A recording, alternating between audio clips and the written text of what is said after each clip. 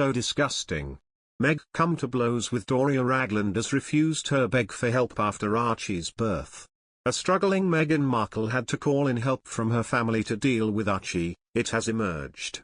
The Duchess of Sussex reportedly moved her mum Doria Ragland, a former social worker, into her and Prince Harry's luxury mansion to help with raising her son.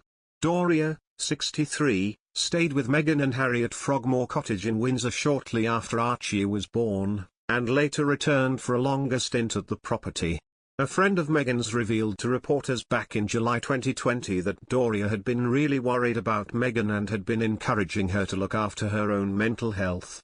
She said, "Doria is very much about being true to oneself, and so of course she will continue to encourage Meghan to take the road less travelled." The usual stresses of parenting have been combined with the additional pressures of life in the public eye for Harry and Meghan, and some experts believe Archie and Lilibet may have less normal childhood than cousins George and Charlotte back in the UK. Speaking on Vanity Fair's Dynasty podcast, royal commentators Katie Nicholl and Erin Vanderhoof contrasted the different approaches adopted by Harry and Meghan and Kate and William towards the privacy of their children. While William has made his children more accessible, almost because he has to, Harry was adamant that he wasn't going to do the same with Archie and Lilibet, Katie acknowledged. And the problem therein with getting just a glimpse of their little girl is that the media are always going to want a little bit more. I think the problem for the Sussexes is that in many ways their obsession with privacy has become problematic. In other news, Meghan Markle and Prince Harry's Netflix content has come under fire as a royal author has branded the couple's only greenlit offering for the platform as old news. The Duke and Duchess of Sussex signed their partnership deal with Netflix in autumn 2020. The deal is speculated to be worth around $100 million, £72 million, and is one of a number of commercial opportunities pursued by Meghan, 40, and Prince Harry, 37, after stepping away from the royal spotlight. The couple announced two projects they were working on at the time of announcing the deal. The first is a documentary entitled Heart of Invictus, which charts competitors attending the sporting event created specifically for military servicemen and women, or veterans.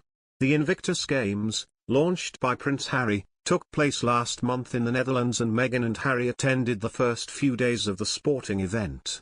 A Netflix film crew followed the couple around capturing footage, including the couple taking part in a driving challenge in mini Land Rovers with children, for use in the docuseries.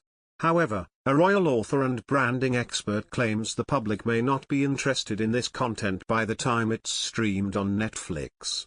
Sally Ottens, co-author of Royal Fever, The British Monarchy in Consumer Culture, claimed by the time the show comes out its content is old news. She notes this is because royal watchers have already seen how the event unfolded on social media at the time, and may not care to watch the show charting it months later. She notes this is because the world has changed so much and we often consume media instantaneously and through social media rather than traditional routes. Ms. Ottens, a professor of marketing specializing in how the royal family brands themselves, told Express.co.uk, "My big concern about this whole Netflix thing is that the world has changed so much. The world has changed in that when you film all these things like the Invictus Games, we've already seen it all on social media. Why do I want to watch the documentary in 2 months? I mean, it's old news."